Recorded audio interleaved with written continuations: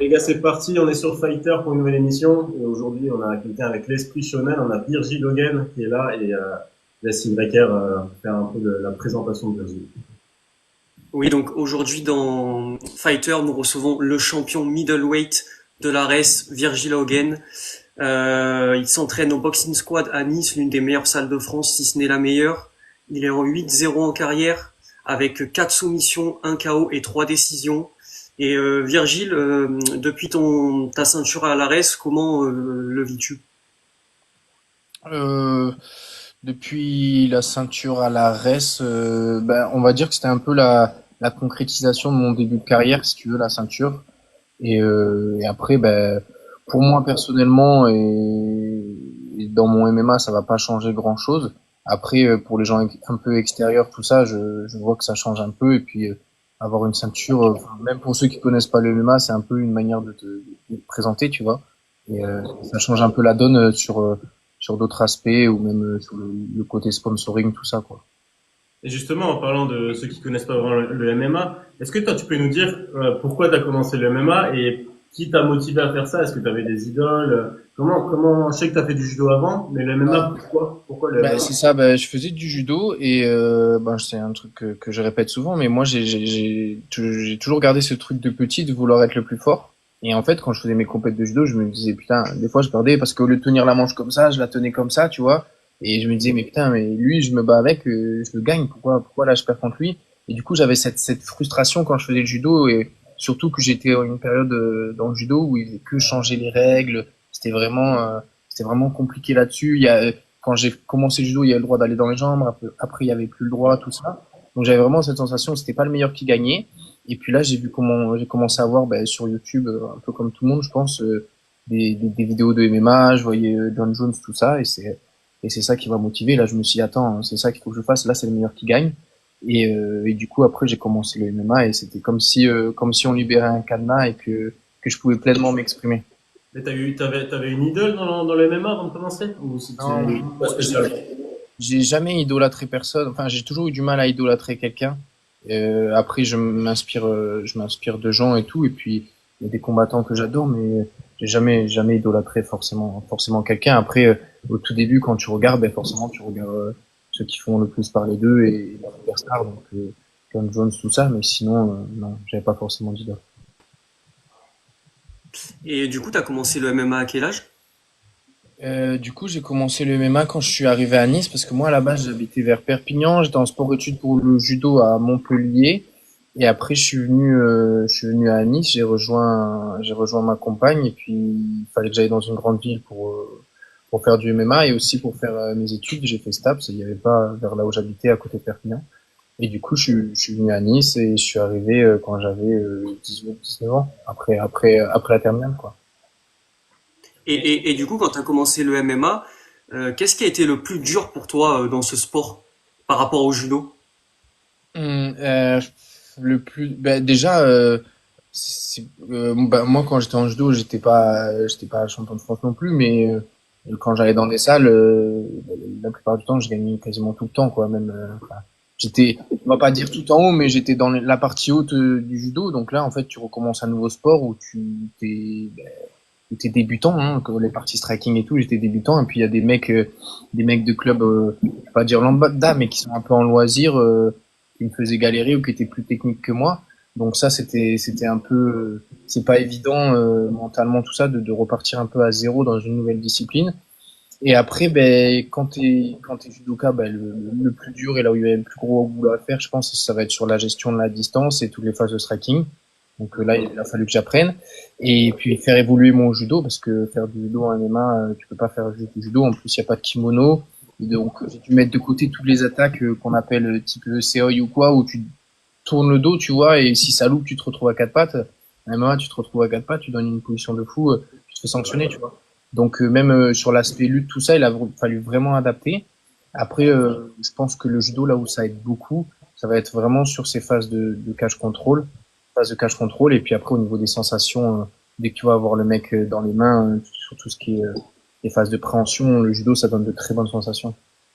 Et c'est vrai que je regardais un petit peu pour poser des questions, tout ça et tout. J'ai pas trop trouvé de carrière amateur chez toi.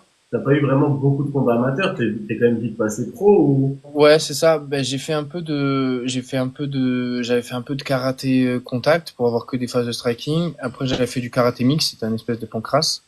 Et après, j'avais fait les sélections là en équipe de France à Paris avec Aldric et tout à l'époque, et j'ai direct fait les championnats d'Europe et du monde où ça s'est pas trop bien passé parce que manque d'expérience. Et voilà. Et puis en plus, toi, je combattais en 93, même si c'était en amateur. Et puis j'étais pas lourd comme maintenant, je faisais quasiment 10 kilos de moins que maintenant, donc des mecs qui perdaient un peu de poids, tout ça, mais c'est de l'expérience à prendre et ça m'a servi, même si j'ai eu des défaites en amateur, quand je suis sorti à l'international, c'est des bonnes défaites qui m'ont beaucoup appris. Mais juste par rapport aux IMAF, est-ce que parce qu'au Boxing Squad, j'ai l'impression qu'il y en a beaucoup qui font les IMAF. On parle d'Axel Sola, Théo Meurice, il y en a beaucoup. Est-ce que c'est Adrien Assata qui vous pousse à avoir cette expérience de faire les IMAF, ou est-ce que c'est vous-même Boxing Squad, je vais faire les IMAF, comment ça se passe? Ça, c'est Adric ou comment c'est géré? Aldric après, il a toujours, je pense, il était un peu précurseur sur le côté amateur, tu vois. Et moi, quand je suis arrivé au Boxing Squad, malheureusement, ceux qui étaient là avant nous, ils n'ont pas eu la chance de passer par là. Et je pense qu'Aldric, rapidement, il s'est rendu compte que c'était nécessaire. Et Axel et Manon, ils ont un peu ouvert la voie là-dessus. Je me souviens qu'Axel, il allait faire des compètes. Il n'y avait même pas d'équipe de France, il partait tout seul, quoi. Donc ils ont un peu ouvert la voie là-dessus. Et puis maintenant, je pense que c'est primordial et plus que nécessaire. Et franchement, moi, c'est un regret que j'ai. Si j'avais pu faire plus de combats amateurs, mais comme ils font maintenant même avec les MMA League, tu sors même sur des galas, tout ça, c'est de l'expérience à prendre, c'est incroyable. Donc je pense si j'ai un regret dans ma carrière pour l'instant, c'est vraiment ça de ne pas avoir eu plus de combats amateurs. Donc j'encourage tous ceux qui se lancent dans les MMA à vraiment faire passer par ce circuit amateur. Et du coup maintenant, à Brick, quand il y a des nouveaux combattants et puis les nouvelles générations, c'est obligatoire de passer par ce circuit amateur. Tu te tires une balle si tu fais pas ce circuit-là actuellement. Tous les mecs qui vont passer en pro, ils vont faire avoir un gros circuit amateur. Tu les vois maintenant, donc c'est pas possible. C'est pas possible. Je pense c'est plus possible, on va dire. Et du coup, sur ta Tapologie, on voit que tu as deux défaites en amateur, les deux aux IMAF. Est-ce que ça t'a fait douter parce que t'es passé en pro avec donc deux défaites aux IMAF? Ton passage en pro, ça se passe comment au niveau du mental? Ben ouais, en vrai, ça m'a fait un peu douter, ça m'a fait me remettre en question. Après, c'était très dur parce que je suis un combattant et puis je suis dans l'état d'esprit, je pense, me rapprocher d'un champion, on va dire. Et la défaite, c'est très très dur à accepter pour moi. Et ces défaites-là, après, je vais les mettre un peu aussi sur le compte de l'expérience, tout ça, ça fait partie du truc. Et puis, heureusement, j'avais une vision où je me disais, t'es capable de beaucoup plus et ça fait partie du truc. T'es un peu nouveau là-dedans. C'est pas ce qui se passe là, c'est pas le niveau que ça te reflète pas vraiment. Mais ouais, c'était très dur la dernière fête que j'ai fait. C'était presque une dépression, quoi. Après, ça m'avait un peu détruit. Et puis après, entre cette dernière défaite qui était en 2019 et mon passage pro qui était début 2022, c'est passé quand même un bon laps de temps. Et puis, j'ai j'ai charbonné. Et après, pour mon passage pro, j'ai fait un gros travail mental sur moi-même, tu vois. Je me posais et puis je faisais pas mal de prévisualisation, tout ça. Et puis je me disais, maintenant, il va falloir faire le boulot. Après, ouais, j'avais, je pense, plus de pression que quelqu'un qui a performé en amateur et qui est ressorti avec 80% de victoire. Mais ça s'est bien passé. Et puis après, j'ai déroulé et voilà. Et justement, sur ta persévérance et ton travail à l'entraînement, on avait Sofiane Boutichou. Nous, le principe, chaque émission, on demande une question au précédent pour le suivant. Et Okay. Sofiane Boutichou, il avait envie de te poser cette question qui était d'où vient ta rigueur et ta discipline? Est-ce que c'est inné? Enfin, depuis quand tu as cette rigueur et cette discipline dans ta vie et dans ton MMA? Parce que je Hum, précise, ça l'impressionné. C'est pour ça qu'il a posé cette question. ouais, je sais, il m'en a déjà parlé. Ben, en fait, le MMA pour moi, c'est vraiment, c'est mon métier. Et quand je fais un truc, premièrement, je veux le faire à fond. Et en plus de ça, je veux être le meilleur. Donc, pour être le meilleur et pour performer dans ce que tu fais, il n'y a pas de secret. Et puis, il faut s'imposer ça. Je pense pour moi déjà me lever tous les matins et faire le premier entraînement, c'est le minimum que je dois faire. Et si je peux pas faire celui-là pour quelconque raison, il faut le rattraper. Et donc en fait, je me laisse plus le choix, tu vois. C'est devenu comme me brosser les dents. Je me lève, je me brosse les dents, je m'habille, je vais à l'entraînement et j'ai pas le droit de me poser de questions. Et je pense que c'est le minimum que tu dois faire pour performer, tu vois. Tu dois quasiment pas, enfin, passer quasiment autant de temps. Après, en plus, t'as les temps un peu de récup et tout, qu'un mec qui fait un 35 heures, tu vois. Ça revient quasiment au même. Ça devient un vrai boulot. Et puis après, j'ai eu la chance d'avoir Axel qui a toujours été là avec moi. Et lui aussi, c'est un acharné de travail, voire plus que moi, tu vois. Il a une grosse rigueur et une grosse discipline. Et ben, le fait de savoir que lui, il était tout le temps là aussi, je pense que ben, c'était réciproque aussi pour lui, tu vois. Je savais que lui, il était tout le temps là, lui, il savait que moi, j'étais tout le temps là. Et puis, s'il y en a un qui lâche, ben, ça se fait pas pour l'autre aussi, tu vois. Donc ça nous a aidé aussi. Je pense que le fait d'être un binôme, mais tu vois souvent des gars d'entraînement, ils forment souvent des binômes pour se tenir comme ça. Donc voilà. Ça, je le répète assez souvent parce on a quasiment que des gars du Boxing Squad dans l'interview depuis le début. On a eu Paris, on a eu Sofiane. On a l'impression que chaque gars du Boxing Squad, il se pousse pour être meilleur et pour avancer. Barry, il nous a parlé de lui au Yes, Boxing Giroud. Squad. Ouais, c'est Voilà. ça, son duo, on va dire, c'est un peu Ilyes, tu vois, comme moi, Axel, c'est ça. Ouais, chacun se pousse comme ça. Vas-y, tu voulais finir, pardon. Non, non, vas-y, j'avais fini. Ouais, après, je pense que c'est toujours mieux de s'accrocher comme ça avec un partenaire et de se pousser. Et après, je pense que le boxing squad, ben, après, enfin, les entraînements, ils sont durs, mais je m'en rends moins compte au début. Mais au début, je me souviens quand je suis arrivé, je me disais, mais c'est pas possible, c'est fou, c'est de la torture, tu vois. Moi, j'avais l'habitude des entraînements de judo, t'arrivais le soir, tu faisais un, deux entraînements. Là, les mecs, tu restais 2 heures, et ils s'asseyaient à côté, ils revenaient, ils se retabassaient une demi-heure avec quelqu'un qui passait, tout ça. Bon, c'était un peu moins cadré que maintenant, mais le volume d'entraînement, il était énorme. Et puis les mecs, tout le monde était assez dur, tu vois, quand même. Et je pense que maintenant, les gens qui viennent d'extérieur et qui s'entraînent au boxing squad, je pense que c'est un des facteurs aussi, c'est la dureté des entraînements, quoi. Et justement, comment on gère ces entraînements comme ça? Parce qu'au début, ça doit pas être facile parce qu'on s'entraîne avec des douleurs. Comment toi tu gères? T'es irréprochable au niveau de ta vie en dehors du MMA? Si tu veux, pour moi, un des plus gros facteurs de performance en MMA, c'est vraiment réussir à durer dans l'entraînement. C'est vraiment limite ce qui est le plus dur. Tu vois, les semaines d'entraînement, elles sont très éprouvantes. Et des fois, j'aimerais faire plus. Mais par exemple, tout à l'heure, là, je disais à ma compagne, j'ai fait une sieste, j'ai mis une alarme, je me suis réveillé, mais j'avais mal partout parce que c'est la fin de semaine. Je suis pas vraiment en prépa encore, mais rien que là, fin de semaine. Tu sais, Khabib, il disait, si le week-end t'es pas fatigué, c'est qu'il y a un problème, tu vois. Et que tu fais mal ton boulot. Donc il y a ça, mais après, la charge d'entraînement, c'est vraiment ce qui est le plus dur. Et je pense que les gens qui vont se doper et tout dans ce milieu, c'est à mon avis, parce que pour les performances, oui, ça va aider, mais c'est surtout pour tenir la charge d'entraînement, tu vois. Parce que pour moi, c'est ce qui est le plus compliqué. Franchement, je suis souvent fatigué entre deux entraînements. Si je peux faire une petite sieste, je la fais. Des fois, ils sont un peu trop collés, du coup, tu manges pas trop, tu vois. Et au niveau de moi, de comment je suis à côté, ben, moi, j'aime beaucoup les jeux vidéo, tu vois. La semaine, j'essaie de pas y jouer parce que sinon, c'est compliqué, tu vois. Et, euh, et après, j'essaie de bien manger la semaine et avoir mes petits écarts le week-end. Et puis voilà, parce qu'après, c'est ce que je dis. Une fois, ce que je disais à Elias, je lui disais, ouais, j'ai l'impression que maintenant, je peux plus me permettre de mal manger et d'aller à l'entraînement.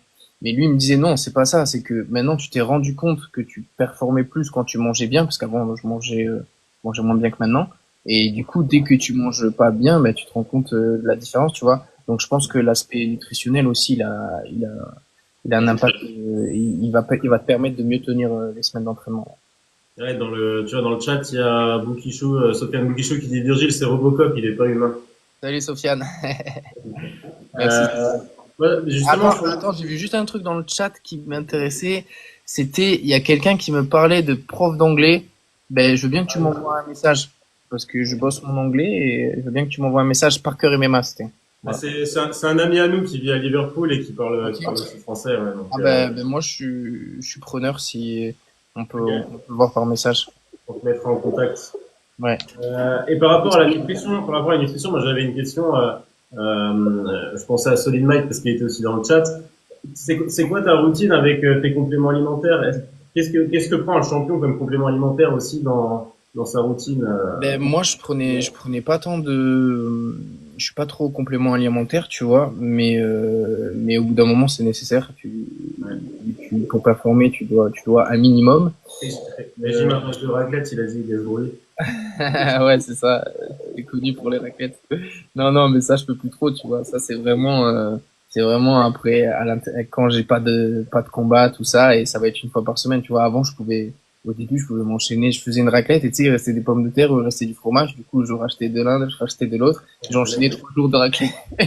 Mais ça, J'y suis encore depuis l'année dernière. ouais, c'est ça, ça peut être un cycle infini, mais ça, tu vois, je peux plus. Là, je fais ça, j'ai une raclette dans le vide, le lendemain, l'entraînement, c'est horrible. Tu vois, je le fais une fois, grand max, je vais pas enchaîner ça. Mais ouais, du coup, pour revenir au complément, ben après, j'ai eu la chance aussi de rencontrer Mike, tout ça. Et puis Axel, il est hyper calé là-dessus et je lui fais quand même assez confiance. Du coup, au niveau des compléments, ben déjà, je me fournis chez NutriSolid, c'est la marque de Solid Mike. C'est des compléments de qualité. Je prends du collagène à l'année où je fais un peu des cures pour les tendons, les ligaments, tout ça. Après, de temps en temps, mais ça, c'est quand j'ai pas le temps d'avoir mes apports protéiniques, je prends un peu de prot simple, là où est solide, quoi. Et, là, j'ai commencé juste depuis la dernière prépa à prendre un peu de créatine pendant mon camp. Je sais pas si j'ai vraiment vu la différence ou quoi. Bon, normalement, ça aide à répéter des efforts intenses plus facilement, tout ça. La dernière prépa, j'étais bien physiquement au-delà de la blessure, donc je pense que ça a dû aider. Donc voilà, je prends ces collagènes, un peu de prod de temps en temps, et depuis la dernière prépa, la créatine. Ok. Et pour en revenir au MMA, quelle est ta routine avant un combat dans les vestiaires? Comment ça se passe? Parce qu'il y en a qui aiment rigoler, il y en a qui aiment être avec du monde, et il y en a qui aiment être dans leur bulle. Toi, c'est quoi ton état d'esprit avant un combat? Ben, moi, je suis quand même. Tu parles vraiment juste avant ou la semaine de la Fight Week? Bah, si tu peux faire les deux. Bah, la semaine de la Fight Week, moi, je veux bien aimer qu'il y ait des gens proches avec moi et tout. Je rigole, même du coup, t'as le droit de parler, tout ça. J'aime bien, tu vois, j'aime bien sentir la présence de mon équipe autour. Et puis, moi, je peux rigoler, faire des blagues. Franchement, ça va. Après, quand je fais mes petits trainings, tout ça, je suis focus. Et puis, il y a des moments, tu sais, il y a des moments où je suis plus focus, des moments où je suis un peu plus en train de rigoler. Et après, le jour du combat, bah, le jour du combat, je m'enferme dans ma chambre, je suis tout seul et là je suis tout seul avec moi-même, je regarde des trucs un peu pour passer le temps. Après je me fais un peu de visualisation, ce que je vais faire, ce qui peut se passer.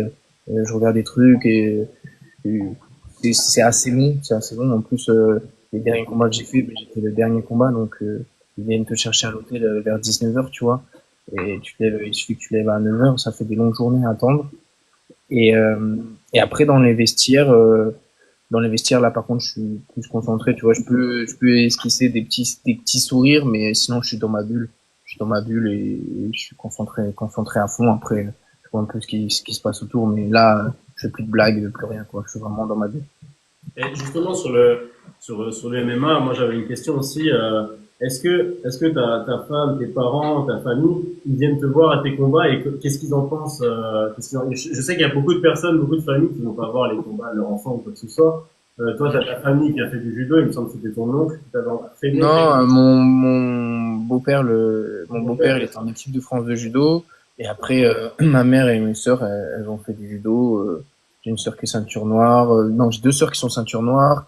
J'ai la petite qui avait fait champion de France de son année. Ce week-end, elle a encore le championnat de France. Elle va gagner. Et, euh, et voilà, au début, ils avaient un peu de mal, mais ils avaient un peu de mal aussi parce que les MMA, c'était pas comme maintenant, quoi. C'était pas comme maintenant où c'est vraiment démocratisé tout ça, donc ils avaient un peu de mal au début. Et non, maintenant ils sont en fond derrière moi. En plus, j'ai la chance de combattre en France. La dernière fois, j'ai combattu à Marseille, c'était pas loin, donc tous ceux qui peuvent venir. Et à chaque fois, on partage un bon moment, quoi. Et puis après, moi, dans mes combats, normalement, j'ai jamais ramassé, on va dire, donc C'est vrai. Ouais, c'est vrai. Mais il me semble que pour ton dernier combat, t'étais blessé à la cheville, non? Je me trompe pas. Ouais, J'y ouais, étais d'ailleurs. Ouais. c'était mon pire combat. Ça, c'était. Mais tu vois, par exemple, sur l'aspect mental avant, c'était très très dur parce qu'en fait, j'ai la membrane interosseuse qui s'était un peu déchirée et du coup, c'était extrêmement douloureux et je n'arrivais même pas par exemple, sautiller, tu vois, faire la corde à sauter, c'était impossible. Reposer un appui dessus, c'était pas possible. Et du coup, ben moi, je me disais non, ça va le faire, mais je sentais qu'il y avait un truc, enfin, je sentais que c'était même avec toute la bonne volonté que c'était vraiment compliqué. J'étais même allongé dans mon lit, ça me faisait mal. Tu vois, au toucher, ça me faisait mal. En plus, c'est sur mon côté droit, tu vois. Et ben, mon côté droit, c'est ma jambe qui pousse quand je vais faire mes entrées en lutte. C'est ma jambe qui relance le plus quand je boxe. Après, le bon côté, c'est que c'est pas la jambe qui va prendre les low kicks, tu vois, heureusement. Et parce que là, il me mettait un calf kick dedans, Stéphane Carrière. Là, j'arrêtais le combat. Et, euh, et du coup, ouais, c'était vraiment compliqué avec cette blessure, mais tu vois, mentalement, je pense que ça m'a aussi, ça m'a donné de l'expérience mentalement, on va dire. C'était tellement dur l'avant, et puis même dans le combat, tu vois, j'avais pas du tout mes sensations. Et moi, je suis quelqu'un, j'ai vraiment besoin avant le combat, les 2 dernières semaines, même, je fais des sparring assez tard, j'ai besoin de prendre mes sensations, de setup mes trucs, tu vois, et tout. Et là, j'avais pas du tout mes sensations. Franchement, c'était horrible. Et puis le combat, le combat, ce que ça a donné, tu vois, c'est pas du tout ce que je voulais que ça donne. Si tu regardes les 2 derniers combats avant celui-là, je tendais de plus en plus à striker et à vraiment mélanger. Et là, je suis un peu resté sur une dimension, tu vois, et c'est ce que je voulais plus faire. Donc, mais blessure oblige. Et voilà, après ça, dans une carrière, ça fait partie du jeu. Donc voilà. Ouais, faut faire avec, quoi. Enfin, il y en a beaucoup qui sont blessés, qui combattent blessés, et au moins t'apprends un autre aspect de ta personne, quoi, au final. T'apprends à protéger. C'est ça, parce que mentalement, ouais, c'était dur, hein. Mentalement, franchement, avant et tout, je me disais, qu'est-ce que je fais? Je le fais, je le fais pas, je le fais, je le fais pas. Mais je me disais, non, vas-y, enfin, il faut faire. Et puis après, niveau temporalité, j'avais besoin de combattre, tu vois, ça faisait un moment que j'avais pas combattu, ça faisait depuis avril. Donc j'avais besoin de combattre, même financièrement. Maintenant, on fait que ça, et ben, il fallait remplir les caisses, quoi. Donc voilà. Et moi j'ai une petite question, ouais, aussi sur tout ce qui est avant le combat. Ça, on le voit pas trop de toi, et je pense que l'école Boxing Squad, c'est pas du tout ça, mais le trash talk, t'en penses quoi, toi, dans le MMA, et en amateur? Là, je te pose la question à Sofiane. En amateur, qu'est-ce qu'il pense du trash talk, et aussi en professionnel? T'en penses Ben, quoi? bon, en amateur, ça fait toujours bizarre, tu vois. En amateur, je trouve que ça fait quand même bizarre. Et ben après, en fait, je pense que c'est dans la personnalité, tu vois. Moi, je suis pas fan du tout de ça. C'est pas mon délire, et je vais pas me forcer à le faire parce que c'est pas moi, tu vois. Et je pense que quand tu fais quelque chose qui n'est pas toi de base ou dans ta personnalité, ben ça matche pas et ça marche pas. Et puis ça se verrait. Et après, libre à chacun de le faire. Après, moi, je vais pas m'énerver contre les gens qui font ça, tu vois, parce que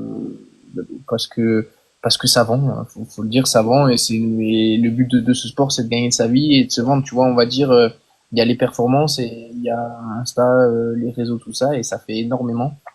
Donc, Justement, toi, t'as eu personne qui t'a trash talké.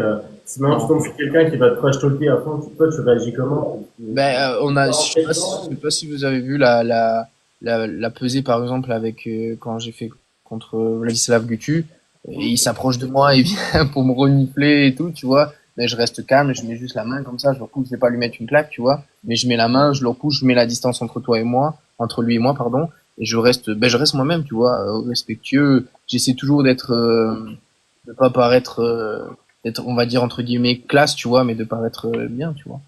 Je sais qu'il y a des gens qui me regardent et des jeunes qui me regardent. J'ai pas envie de donner le mauvais exemple, on va dire. Mais après, libre à chacun de faire ce qu'il veut. Et franchement, les mecs qui font du trash talk, après, si c'est dans leur personnalité et que ça paye et que ça les fait monter plus vite, ben, j'ai envie de te dire, limite, ils ont raison, tu vois. Ouais. Après, faut l'assumer, hein, comme disait Sofiane, hein, faut Ah ouais, l'assumer. par contre, après, faut avoir les épaules, hein, faut l'assumer, hein. Moi, personnellement, des fois, quand j'en vois qui ouvrent leur bouche, ce qu'ils disent et tout avant, je me dis, putain, moi, je serais pas bien, tu vois, avant le combat. En fait, ça te rajoute une pression, mais après, j'ai l'impression qu'il y en a, tu vois, ça les stimule encore plus et je sais pas, ça les aide, donc, tant mieux, tu vois. Ah bah, on a eu le cas pour le Boxing Squad, on a eu le cas de Barry Sadi-Güzel à l'Hexagone, son avant-dernier combat, qui avait dit moi si tu me mets KO, j'arrête ma carrière. Mais il faut l'assumer. Il a très bien assumé, Ouais. mais c'est vrai que Mais faut l'assumer, mais regarde, est-ce qu'il a pas eu raison au final, tu vois? Oui, Lui, totalement. Baris, il est un peu plus dans ça, tu vois. Mais moi, je trouve que quand même, ce que fait Baris, ça reste propre, tu vois. On se retrouve pas, ah ouais, qu'est-ce que t'as, toi, qu'est-ce que t'as, toi, tu vois, à des insultes comme ça. C'est propre ce qu'il fait, mais après, il fallait assumer. Mais regarde, ça, sur les réseaux, je pense que ça l'a pas mal fait monter et ça lui a créé un petit buzz, tu vois, à un moment. Donc il a eu raison de faire ça, lui, tu vois. Et pour revenir sur toi, tu peux nous parler de ton contrat à l'arrêt, il te reste combien de combats, si c'est pas indiscret? Non, non, ben, mon contrat à l'arrêt, si tu veux, quand tu gagnes la ceinture, il se renouvelle pour 4 combats, il me semble. Ou, Ok. je crois qu'avec la ceinture, ça fait 4 au total, tu vois. Je sais plus trop exactement. Mais en fait, si tu veux, j'ai jamais trop regardé vraiment ça. Parce que moi, mon objectif, c'est que, pour l'instant, c'est que d'aller à l'UFC. Et c'était que d'aller à l'UFC. Donc, le contrat reste, enfin, je sais que Aldric, il sait exactement tout ça. Mais moi, le contrat reste, c'est je fais mes combats et j'attends. Il y a la clause UFC dedans, donc je peux partir à tout moment, tu vois. Donc j'ai Ouais. plutôt pensé pour l'instant à ok le contrat reste c'est fini et je me casse ailleurs. Après, l'UFC dans la catégorie, elle est vachement chargée, quoi. Je Ouais. pense qu'il faudra que tu passes par les contenders, quoi, au final. Bah il y a de grandes chances que ce soit ce qui va se passer, tu vois. Que ce soit ce qui va se passer. Il y a des mecs avec des stats beaucoup moins fournis et moins bien que les miens qui vont au contenders, tu vois, ou même qui rentrent à l'UFC. Mais si tu regardes les entrées à l'UFC, ben un Français, je crois que ça fait 1 an et demi, peut-être plus, il n'y a pas eu de Français qui est rentré à l'UFC. Et sinon, maintenant, en fait, quasiment toutes les KT, ben, elles sont pleines. Surtout, en plus, la mienne, en ce moment, c'est un peu la guerre. Elles sont pleines. Et ils ont leur Dana White Contender Series par lesquelles ils doivent faire rentrer les gens. Donc, ben, tu veux qu'ils fassent comment aussi, au bout d'un moment, ils sont obligés de continuer à faire rentrer les Dana White. Donc, je pense que la solution, elle va être là-bas, hein. Parce que là, dans la KT où t'es, là, à l'UFC, il y a des noms où tu te dirais, lui, je le bats, lui, je le bats. Quel nom dans cette KT tu te sentirais? Bah, j'ai pas de nom en particulier, tu vois. Après, moi, j'arrive à un stade de ma carrière où je me dis qu'il faut que je sois capable de prendre tous les mecs qu'on me propose, tu vois. Là, ça y est, mon expérience, je l'ai pris, j'ai fait mes 8 combats professionnels. Là, je suis arrivé à un stade. Et puis, si je rentre à l'UFC, bah, déjà, c'est pas toi qui choisis. Et puis, t'es là, tu y vas, tu combats, tu prends ce qu'ils te donnent. Et je pense que pour y aller, il faut être prêt.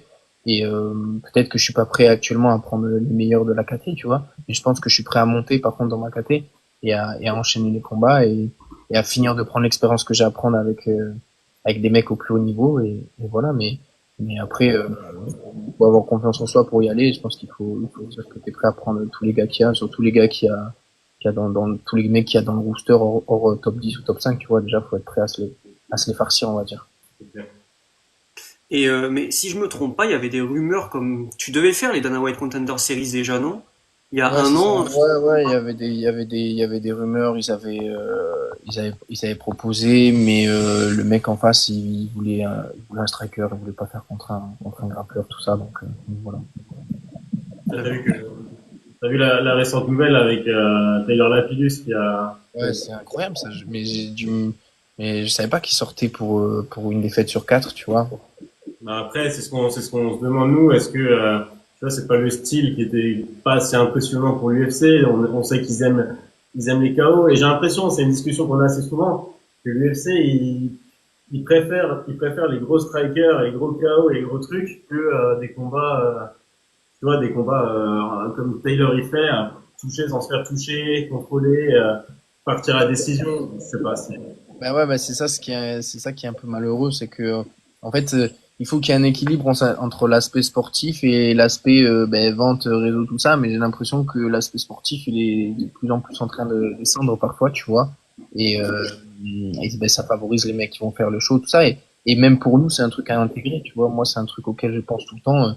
Je me dis tout le temps, ben, tu vois, le dernier combat que j'ai fait, honnêtement, c'est pas un combat vendeur du tout. C'est pas un combat qui, si les matchmakers ont l'air d'équiper, tu vois. Après j'étais blessé tout ça donc voilà, mais mon objectif c'est de pas faire des combats comme ça et de faire des combats, bah déjà de l'engagement j'en mettrai tout le temps parce que moi quand je rentre dans la cage je vais terminer le gars, tu vois. Je sais pas, c'est pas mon but, c'est pas vraiment d'aller à la décision tout ça, mais ben il faut que tu rajoutes des petites techniques qui vont faire un peu chaud, tu vois, ou des trucs un peu what the fuck. Déjà ça je pense qu'il faut réussir à le rajouter et et après, ben, il faut striker, il faut. Après, tu peux faire du MMA, tu vois, t'es pas obligé de faire que striker, tu peux faire du MMA, mais il faut des phases de lutte un peu agressif, tu vois. Il faut pas bloquer les positions, tout ça. Et je pense que maintenant, t'es obligé d'intégrer ça dans ton jeu, tu vois.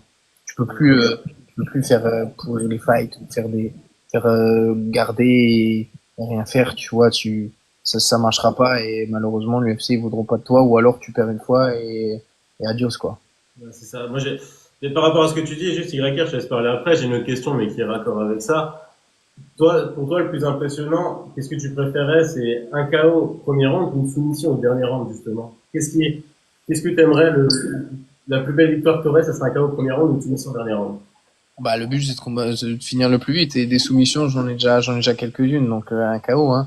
Puis Ah, c'est je travaille tellement dessus tout ça donc là c'est vrai que KO au premier round, c'est beau, mais quand tu vois une soumission au dernier instant, ah oui oui c'est ouais dommage. c'est ça. Mais ça plus tard alors plus tard quand je prendrai des mecs encore plus forts mais là si j'arrive à l'UFC faut enchaîner direct ouais. Si tu peux finir au premier round ils seront que plus contents et ils te laisseront tranquille. Ouais, c'est clair. Et moi, je vais parler du cutting parce que t'es quand même assez imposant physiquement. Pour toi, c'est quelque chose de compliqué ou ça y est, maintenant avec les combats, c'est de plus en plus facile? Ben en fait, si tu veux, c'est toujours dur, c'est jamais agréable, mais quand comme j'ai Axel à côté, et quand je me compare à lui, tu vois, je me dis que j'ai pas le droit de me plaindre, tu vois, parce que si tu veux, moi je monte haut, tu vois, là par exemple le week-end, je montais à largement à 102, tu vois, j'ai commencé à faire un peu attention, mais et c'est des les 3 premiers kilos déjà, tu vois, c'est de la rétention, c'est de la flotte, ça va vite partir. Et après, ben ouais, c'est dur, mais c'est pas la mort non plus. Après, je dis ça maintenant, mais quand c'est pendant la perte de poids, c'est vraiment pas agréable, tu vois. Et le cutting. Mais je pense que je suis pas celui qui souffle le plus non plus, surtout quand je vois Axel et lui comment c'est dur, tu vois. J'ai pas le droit de me plaindre pour moi. C'est vrai qu'Axel, il a une sacrée variante, hein, des fois, hein. Des Ouais, fois, c'est ça. Bah, Axel, après lui, le jour du combat aussi, il remonte plus haut, tu vois, mais parce que c'est un gros mangeur, tu vois, il est capable de manger plus que moi. Moi, j'arrive pas à manger autant après avoir perdu du poids comme ça.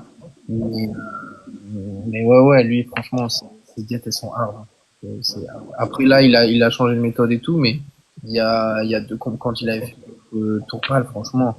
C'était dur même pour moi de le voir et tout, il me faisait mal au cœur, quoi. ouais, je m'étonne, je m'étonne. Mais moi, j'ai vu aussi que dans certaines interviews où tu t'es entraîné en Suède avec Ramzat. Et je voulais un peu savoir ce passage, qu'est-ce que tu en as pensé, parce que quelqu'un qui pourrait monter dans ta catégorie.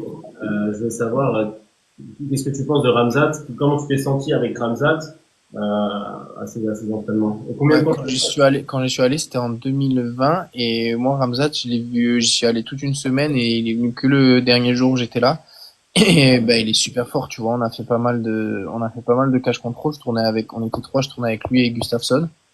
Et franchement, ouais, il est très fort, tu vois. En fait, il relâche au bon moment, tu vois, il te suit, donc il est capable de répéter ses phases assez longtemps, tu vois. Le problème quand tu vas contrôler un mec ou quoi, c'est que tu peux vite congestionner au niveau des avant-bras. Après, c'est compliqué de boxer tout ça.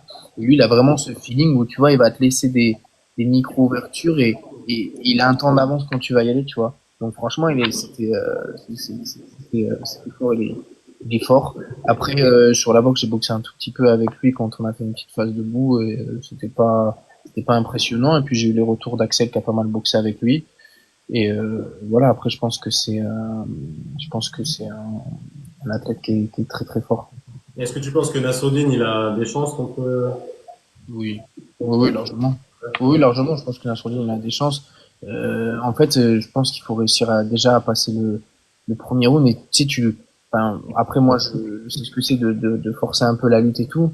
Mais le mec, il te relève une fois, deux fois, trois fois, il te scroll à la gueule, tu vois. Si ça marche pas, au bout d'un moment, ben, surtout que Kamzat, il démarre tellement comme un dingue que si ça loupe niveau énergie, tu peux pas, même si t'as un cardio de fou, tout ça. Et puis, il y a une différence entre cardio et énergie, tu vois.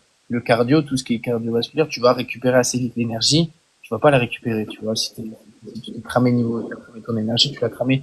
Donc, je pense qu'il faut réussir à défendre quand il part comme un dingue. Et si tu arrives à défendre ça, c'est bon. Je pense, je pense, tu vois, faut lui faire peur un peu, même s'il se retrouve dans ta garde ou quoi. Je pense qu'il faut tenter des trucs un peu à la, ou que ce soit un mec du jiu-jitsu qui lui fasse peur, comme Burns, tu vois. Et du coup, t'as moins envie de le contrôler parce que tu te dis, attends, même si je suis dans sa garde, il veut tout le temps sortir les hanches, il me fait chier, tu vois. Donc, euh, donc c'est ça. Mais Nassourdine, vu comment il va vite, tu sais, même sur ses appuis et tout, ses steps, ils vont tellement vite. Je pense s'il arrive à désaxer ou à pas se faire amener, ça peut largement le faire, ouais. Ouais, j'avais une question, je l'ai perdue. Ah, ça m'énerve. Regarde derrière ton coussin derrière toi. Là, Hein? je Regarde regarde un peu les derrière ton commentaires. coussin derrière. Tu vas retrouver ta question. Ça avait un Euh, rapport avec le cardio. Oh, j'ai la mort. Ouais. T'as déjà fait un combat, dans un combat où tu t'es senti vraiment cramé Ouais, ben si tu veux, en fait, mon premier combat, je le termine assez vite, en moins d'une minute. Et mon deuxième combat, je prends un gars. Bon, en plus, je sortais d'une entorse au genou. Et c'était à 93, et je prends un gars, avec tout le respect que j'ai pour lui, tu vois, qui était quand même moins fort que moi, tu vois, sur tous les aspects du MMA. Et en fait, c'était un combat contre moi-même. Le mec, je mets, je ne sais pas combien de down par round, tu vois, où je le lève, je le jette et tout. Et en plus, avec mon genou, tu vois, je n'arrivais pas à slider quand il verrouillait, parce que ça me bloquait avec l'entorse. Et du coup, mes contrôles, je n'arrivais pas à bien le garder. Et je me déchaînais un peu en grande pointe parce que j'avais gagné le premier combat comme ça. Et j'enchaînais les takedowns. Écoute, le troisième round, mais j'étais, mais rincé, tu vois, limite, j'aurais pu, enfin, si lui il avait plus de gaz, il aurait pu me finir, quoi, parce que mais et c'est juste de la mauvaise gestion d'énergie, tu vois, ça c'était vraiment que un combat contre moi-même, et si j'avais perdu ce combat, ben ça aurait été que ma faute parce que j'ai pas du tout géré mon énergie, et ça c'est dû à quoi? C'est dû à ce que je te disais tout à l'heure, le manque de combat amateur avant, tu vois. Mais la gestion d'énergie a pas du tout été bonne. Je me souviens à la fin, je disais, quand on était pour lever la main, je disais à Axel, tiens-moi et tout, je n'arrivais même pas à tenir debout, j'étais mais rincé, je m'étais tué, je tenais quelques mental mais tout seul à enchaîner les takedowns alors qu'il n'y avait pas besoin d'en faire autant, tu vois. Et ça m'a beaucoup aidé pour les prochains combats, tu vois, ce combat-là. Et depuis, ça m'est plus jamais arrivé. Surtout quand tu as un style où tu vas beaucoup lutter, il faut tout le temps que tu lèves un peu le pied, tu vois. Tu peux pas appuyer sur l'accélérateur comme ça, il faut tout le temps que tu jauges et que tu gères ton énergie, tu vois. Et puis plus tu montes en KT, plus aussi il faut savoir gérer son énergie parce que au niveau du volume musculaire, c'est plus important et ça va prendre encore. Et justement, là, dans ta KT à l'ARES, Baris nous avait parlé que, au bout d'un moment, quand tu combats dans une région française, t'es bloqué parce qu'il n'y a pas meilleur que toi. Des fois, c'est compliqué de trouver une belle opposition. Toi, tu verrais un combat contre qui à l'avenir maintenant? Quels sont tes objectifs à l'ARES? Contre qui t'aimerais? Contre qui j'aimerais combattre, franchement, de gars que je connais là actuellement, j'en ai aucun. J'en ai aucun je vais pas dire qui m'intéresse, mais j'en ai aucun avec qui j'ai forcément envie de combattre. Je pense que le numéro 2 derrière moi, à l'arrêt, c'est Enrique Shigimoto, que j'avais combattu. Et puis il a pris un mec qui était un Tchétchène, je crois qu'il s'appelait Nassourdinov, ou je sais plus trop quoi le prénom, qui était assez bon et assez bien classé, qui était à 10-2, qui avait perdu d'ailleurs au Dana White Contender Series contre Almeida en 93. Et du coup, je pense que le numéro 2 c'est lui. Une revanche contre lui, je vois pas trop l'intérêt dans l'évolution de ma carrière. Et du coup, il faudrait qu'il me trouve quelqu'un d'extérieur, tu vois, haut dans le classement. Moi, je veux un mec qui est plus haut que moi dans le classement. Et c'est le top, tu vois. Albrecht, il parlait de prendre un mec dans le top 100. Je prends un mec dans le top 100 dans le classement. Et voilà, ça se rapprochera le plus de ce que je pourrais trouver à l'UFC. Et ça continuera à me faire progresser et à évoluer. et, et, et, une, et une double ceinture Ares, non, ça te tente pas parce que moi, dans mes commentaires, quand je parle de toi, on me parle tout le temps du champion des 93, Yakiaev.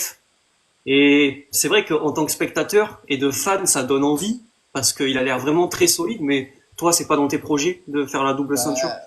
Moi, en tant que combattant, ça me donne envie aussi. En vrai, j'y pense et tout, mais est-ce que ce serait intelligent actuellement dans ma carrière, tu vois, de faire ça, de rentrer dans un autre classement, tu vois, de rentrer dans le classement des 93, surtout que le classement des 93, tu rentres, c'est pas la même, tu vois, tu montes beaucoup plus haut. Là, je pense, le combat, je passe dans le top 100 très très facilement, même voire plus haut, tu vois.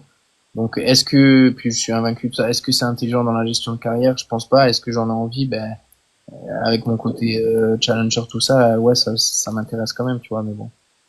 Ouais. Moi, j'ai d'autres fans chez moi qui disaient pourquoi pas contre Baki s'il monte de KT? Parce que Ah bah Baki, on ça, sait c'est qu'il là, ça a lui de venir, hein. Moi, je ne descendrai pas à 77, si malheureusement. lui, si lui monte Bah, moi, après, Baki, c'est quelqu'un que j'apprécie, tu vois. Des fois, on s'envoie des messages et tout après les combats. Et puis c'est quelqu'un que j'ai envie de voir aller le plus haut possible, tu vois. Parce que moi, je suis pour que tous les Français aillent le plus haut possible et tout ça. Mais après, si ça doit se faire, je le ferai bien sûr.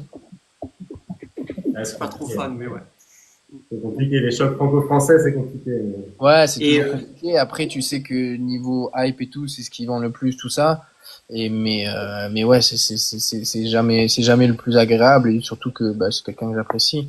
Mais mais puis même lui, je ne pense pas qu'il veuille monter à 84 dans tous les cas. Donc, et t'as fait un combat en 93 kilos contre Jackie Jeanne, si je dis pas de bêtises.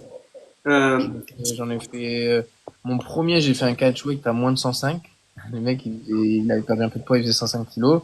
Et après, j'ai fait 93 et Jackie Jeanne, je voulais faire 84, mais on m'a proposé 10 jours avant et lui, il voulait pas. Alors qu'en final, en plus, il était comme moi niveau poids, donc on a fait à 93, j'ai quand même dit oui. Et puis après, Jackie Jeanne, j'ai fait à 84. et c'est quoi la différence? C'est vraiment la puissance des gars en face pour toi, la plus grosse différence? Bah, le truc qu'il y a, c'est que je pense que quand j'ai pris les 93, j'ai pas pris de vrai 93, tu vois. Mais quand tu vois un 93 comme Omar Sy, et j'ai déjà été avec lui dans le vestiaire, tout ça, je pense que ouais, niveau puissance, il y a une différence. Pour contrôler les mecs, c'est pas la même, tu vois. Et en plus, là où tu vois le plus le différentiel de puissance, ça va être sur les phases de lutte. Donc c'est des phases que moi je fais beaucoup. Et pour avoir tourné un peu à l'entraînement, et avoir quand j'ai pris des mecs qui étaient quand même solides, ouais, c'est plus dur à contrôler, on va dire. Après, ben, ça a d'autres défauts, c'est que c'est plus lent, tu vois, un peu plus, ça ne va pas arriver. Mais ouais, le truc, c'est que j'ai pas pris de 93. Tu vois, Jacques Jeanne, quand je l'ai pris, ben, même maintenant, c'est pas un 93, c'est un 84, tu vois. Ouais. Mhm. J'avais posé la question sur Sofiane, il me semble. Au boxing squad, t'as des gars avec qui tu tombes souvent, je pense, Axel Sola, tu dois connaître par cœur. Mais est-ce qu'il y a quelqu'un au boxing squad, tu t'es dit, bah, ce petit jeune, lui, ça va être quelqu'un aussi, tu vois, parce qu'on sait qu'il y a plusieurs générations. Est-ce que tu as déjà remarqué quelqu'un? Est-ce que tu as un nom du boxing squad? Je pense qu'on a plusieurs, mais Kalim Mastouri. tu sais qu'il va Ouais, être. sur les, on va dire, nouvelles générations, là, ceux qui sont amateurs, ben déjà, moi, avec qui je m'entraîne en plus, ben, il y a Kalim, avec qui je m'entraîne souvent, on fait beaucoup de sols ensemble et ben, je me régale parce qu'il est trop fort sur ces phases-là, tu vois, il est très technique et tout, donc c'est super qu'il ait intégré l'équipe et puis ben, il est faire champion d'Europe, big up à lui, hein, franchement, magnifique, il a bien géré ça. Donc, il y a Kalim qui est prometteur, il y a son duo, tu sais, on disait ça marche pas par duo. Il y a Orgaz Bajrami, malheureusement, lui, ça s'est mal passé au championnat d'Europe, mais il va rebondir et c'est un jeune qui est très travailleur et c'est un vrai guerrier, tu vois. Donc, j'aime beaucoup son état d'esprit et sa manière de penser et de s'entraîner. Donc, il y a lui. Et puis après, en amateur, dans la nouvelle génération aussi, il y a les frères Meurice. Et, voilà. Hein. Après, il y en a quelques-uns d'autres qui viennent aux entraînements, tout ça, qu'on va voir un peu évoluer aussi sur le circuit amateur et vont commencer à enchaîner les combats. Et c'est vrai on voit au boxing squad les différentes générations. Normalement, c'est vous les jeunes, toi Axel Ouais, Sola, mais il y en a encore derrière, on sait déjà ouais, qu'ils sont c'est ça. piqués. Donc en fait, ça s'arrête plus au boxing squad en fait. Il y a toujours des Ouais, autres. ouais, ouais. C'est ça. Hein. Et de plus en plus, hein, franchement, de plus en plus. Et puis même la dernière fois, tu vois, à midi, quand on finit, nous, derrière, il y a le cours amateur. Et la dernière fois, j'ai regardé un peu, je les ai vus un peu se tabasser. Et franchement, ça n'a rien à voir avec le niveau que en nous, il y avait les cours loisirs, tu vois. Il y en a, franchement, ils commencent à envoyer. Hein. Ils commencent déjà à envoyer pas mal. Hein. Donc je pense que les futures générations, que ce soit au Boxing Squad ou même au niveau du MMA français, ça va être de plus en plus fort, je pense. Petite question des abonnés, vite fait, là, YR, il y a Jim qui demande, c'est quoi le compartiment de ton MMA où tu penses devoir progresser? Bah, je pense déjà partout, tu vois, partout, il y a à progresser partout, tu vois, au sol, je pourrais finaliser plus vite, augmenter mes contrôles, tout ça. Mais là où il y a le plus gros boulot à faire, c'est toujours debout sur les phases de striking. on va dire que c'est là où je bosse le plus et je me pose le plus de questions tous les jours. Je me remets en question là-dessus. Je bosse tout à l'heure, on était avec Jérôme. C'est pas juste je m'entraîne, je me tabasse, tu vois. J'essaie vraiment de, de, de progresser, d'améliorer, d'axer le travail sur ce que je peux améliorer, sur mes points forts, tout ça. Donc, on essaie vraiment de travailler intelligemment là-dessus et de progresser. Donc, il n'y a pas de raison, ça va monter. Et en parlant du boxing squad, il y a un combattant aussi qui est dans la même catégorie que Axel Sola. C'est Nikita Leshukov, que je trouve très fort et j'ai l'impression qu'il a une énorme marge de progression. Tu peux nous parler de lui? C'est quoi, je me disais la même question ce matin quand j'ai lutté avec lui pendant je sais pas combien de rounds là. Et ouais, Nikita, il est très fort sur les phases de lutte, cache contrôle, tout ça. Il a de très bons contrôles, tu vois. Par exemple, moi ce matin, à un moment, on faisait un peu des rounds à thème, tu vois. Et je l'avais dans le dos et pour compliqué de se relever, tu vois. Et pourtant, il y a la différence de poids. Et en plus, il a des bons timings, tu vois, sur des espèces de crochetage, balayage, tout ça. Et ça, c'est pas donné à tout le monde. Il faut vraiment avoir les sensations. Et ouais, je pense il a encore une marge de progression, mais Nikita, c'est fort et je crois qu'il est comme moi à 8-0, hein. 7-0, je crois. 7-0, 7-0. Ouais, il est à 7-0. Puis il est plus jeune que moi et Axel. Donc ouais, je pense qu'il y a une marge de progression. Et puis c'est un bosseur, tu vois. Il s'entraîne aussi beaucoup. Et puis il fait que ça, il fait que ça. Je crois qu'il a pas d'autres trucs à côté. Il m'en parlait aussi ce matin. Donc, non, non, Nikita c'est fort et ça va bien progresser. Parce que là, toi tu vis totalement du MMA, c'est quand que t'as arrêté depuis quand tu vis totalement du MMA? Depuis, j'ai arrêté. En fait, c'était dégressif, tu vois. Petit à petit. En fait, moi, j'avais la chance de pouvoir donner des cours, des cours privés, et aussi des cours collectifs de MMA, tout ça. Et petit à petit, en fait, je réduisais mes heures et puis je faisais mes horaires. En période de prépa, ben, j'arrêtais carrément de travailler, tu vois. Et là, ça fait depuis avril. Ok, bon, tant mieux, c'est bien ça. Ouais, ouais, Et c'est le but, hein. C'est comme je disais au début, si tu fais ça à fond, c'est un métier avec avec les moments de récup et tout. Rien que tu fais les deux vrais entraînements dans la journée, putain, c'est compliqué de faire autre chose, tu vois. en 2024, tu as fait 2 combats, si je dis pas de bêtises. Quel est ton objectif pour 2025 en termes de fight? Moi, je m'étais mis comme objectif, tu vois, tout le temps de faire 3 combats par an, tu vois. Au moins 3 combats par an. 2024, c'est pour ça, tu sais, quand j'étais niveau temporalité, que j'ai quand même fait le combat alors que j'étais blessé. Pour moi, 2024, c'est pas bon. Donc, ouais, j'ai fait 2 combats. J'aurais pu en faire un troisième entre tout ça. Après, des fois, tu choisis pas, tu vois, dans les MMA. Mais le but, ouais, ce serait, je pense, d'en faire 3, ça va être un peu juste. Mais après, moi, j'ai en tête que si j'arrive à aller à l'UFC, tu vois, au moment où je vais y aller, il faut que je sois prêt à rusher, tu vois. Je pense que faut pas aller à l'UFC et se dire, ouais, tu te poses, tu fais 1, 2 combats par an, surtout au début, tu vois. Il faut être prêt à prendre tout le temps, maintenir un état de forme. Ça va être, je pense, limite les années les plus dures de ma vie, le début où je vais être à l'UFC, il faudra que je reste en forme tout le temps. Il faut que au niveau diète, ben, je sois prêt à perdre du poids rapidement. Et dès qu'il y a des combats, des short notice, hop, je prends au moins les 2, 3 premières années, histoire de bien me faire un nom et de rentrer dans la catégorie. Et voilà, donc pour l'instant, tant que j'y suis pas, on va dire pas, je me prends pas la tête, mais je fais les combats dès que je peux à la res, tout ça, en me laissant quand même des temps de repos parce qu'on a un peu plus la chance de pouvoir choisir. Et je sais que quand je vais me lancer, si j'arrive à aller à l'UFC, là, va falloir enchaîner et faire le boulot, quoi. C'est ce que je me demandais, est-ce que quand on est champion, on devient un peu plus fainéant, en fait, tu vois? Bah non, en vrai non, parce que pour moi je suis pas champion, tu vois. T'es champion quand t'es champion de l'UFC, enfin Ouais. champion de mon orga, tu vois. Mais je vais pas me mentir à moi-même, c'est pas moi le champion de l'UFC, tu vois, c'est pas moi le meilleur. Donc j'ai pas à devenir feignant maintenant. Sinon c'est que j'ai rien compris au truc, tu vois. Donc non, non. Et là, il y avait une question de Jim assez intéressante aussi, par rapport à ton expérience dans le corner d'Axel. Est-ce que c'est stressant d'Aguirre, par exemple? Ouais, comment tu vis dans la cage et dans le corner? C'est quoi le plus stressant pour toi? Et par rapport à ces questions, comment tu vis Le ça? corner, horrible. Commenter les combats, vraiment, c'est vraiment dur parce qu'en plus, ben, moi, tu vois, par exemple, même Axel, on en parlait après son dernier combat. Quand nous, on combat, quand t'es au combat, t'as plus de stress, tu vois, même dans le vestiaire et tout, en vrai, il y a plus de stress. T'es là, tu vas faire ton boulot, tout ça. et puis tu peux changer quelque chose à ce qui se passe, tu vois. Quand t'es dans le corner, bah, t'es un peu impuissant, tu vois. Et franchement, ouais, contre Daguerre, quand il a pris le down, j'ai l'impression que mon cœur, il a fait boum boum comme ça à l'ascenseur. La sensation, c'était horrible, tu vois. J'étais vraiment dans le mal. Et puis, euh, et puis avec Axel, il y a ce truc fort. Bah, déjà qu'on a commencé ensemble, on s'est toujours entraîné ensemble. Bah, c'est vraiment mon ami proche aussi, et je l'aime beaucoup, tu vois.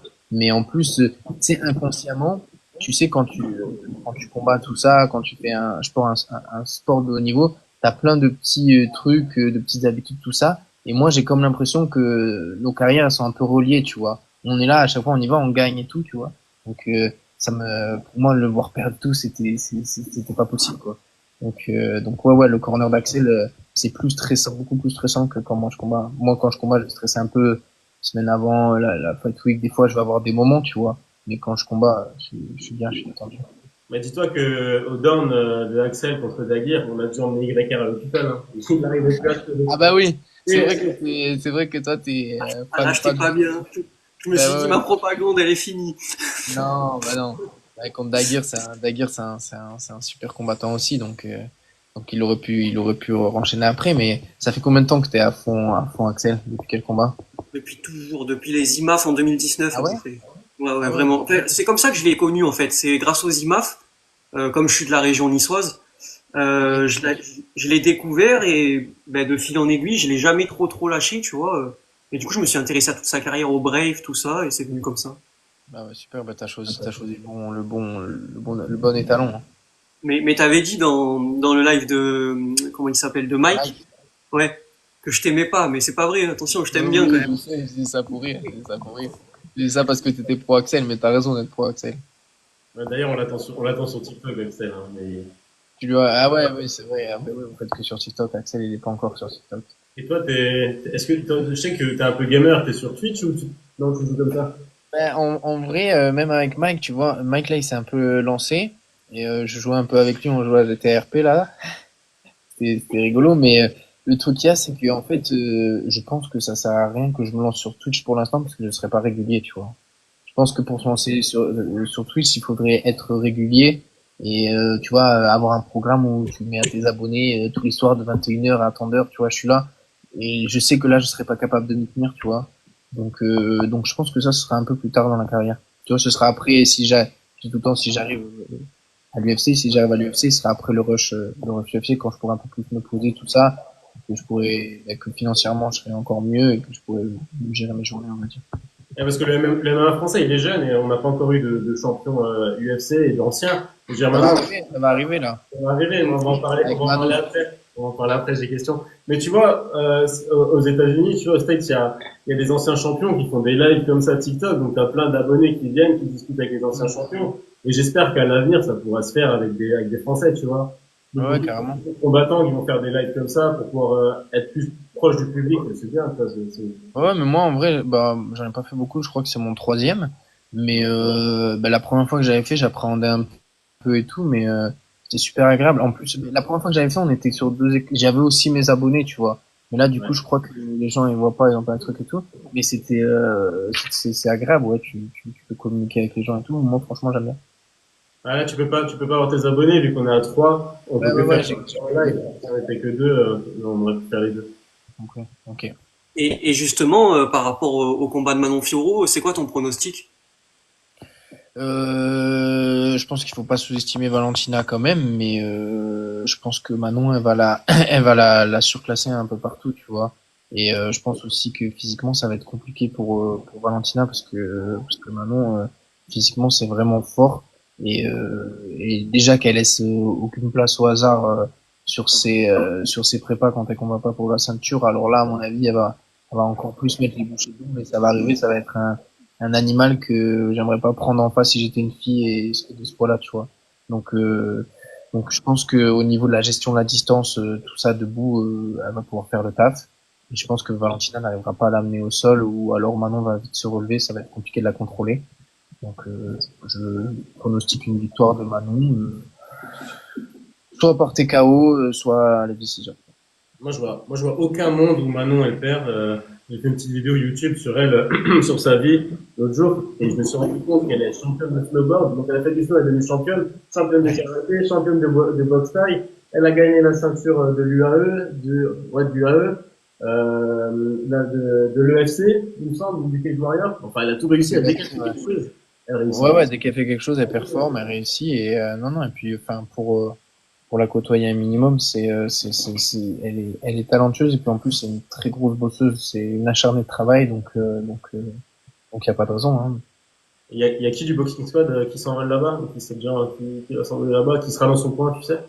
Il y aura bah, Aldric, il y aura Jérôme, je pense, et peut-être qu'il y aura Christophe Midou parce il était souvent là, surtout au début et tout, et je crois qu'il aime bien qu'il soit là. En plus, c'est au Canada, donc lui il joue un peu à domicile, il est pas mal là-bas, je crois.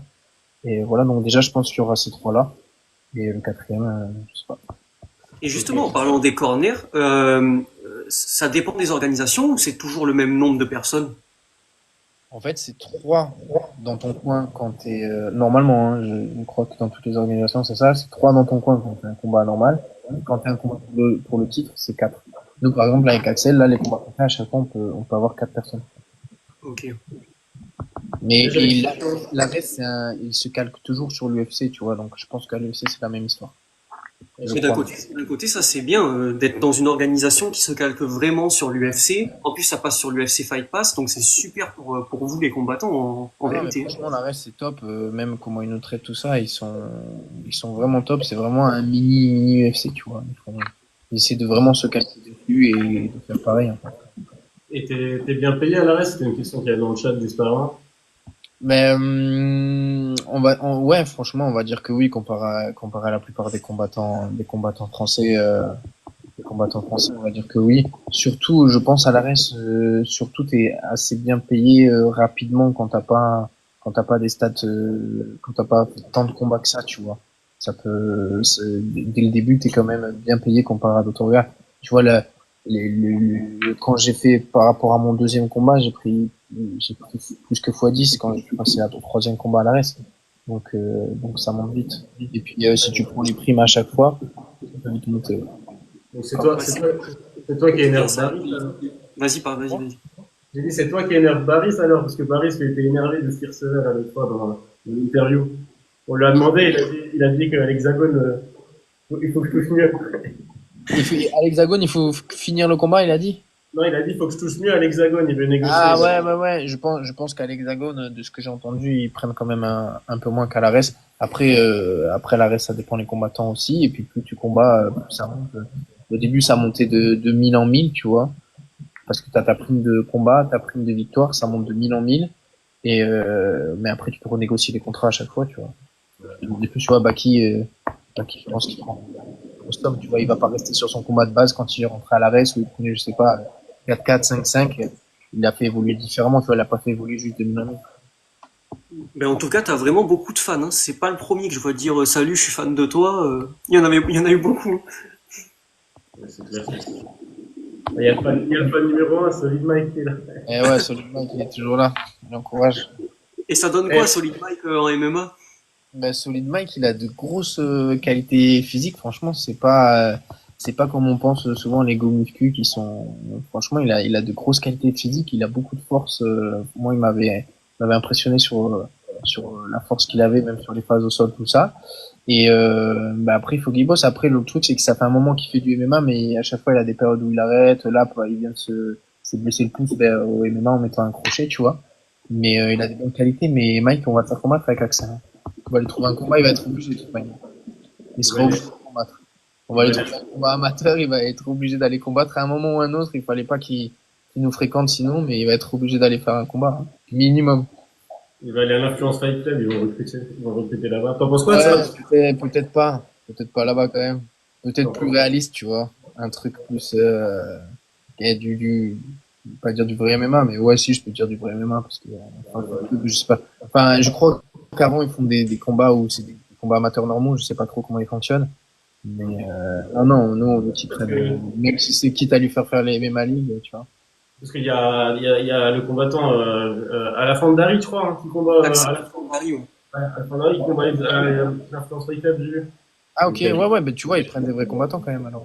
Là, il faut un Pour les gros cartes mélange. avant. Il faut un mélange, il secoue et après c'est la carte. Elle est... Bah, mais Ouais, c'est un honnêtement, bordel. honnêtement, je veux pas critiquer, mais ça, je comprends pas.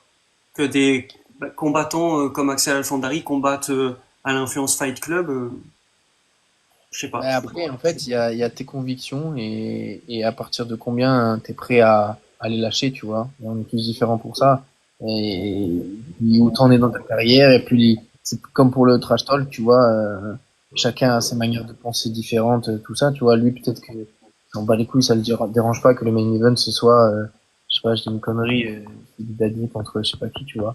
Moi, après, c'est peut-être là où j'en suis dans ma carrière, tout ça, mais c'est hors de question pour moi de combattre sur un événement où le main event c'est deux influenceurs, tu vois, je peux pas. Et après, moi, je pense ça vraiment comme de l'entertainment, tu vois.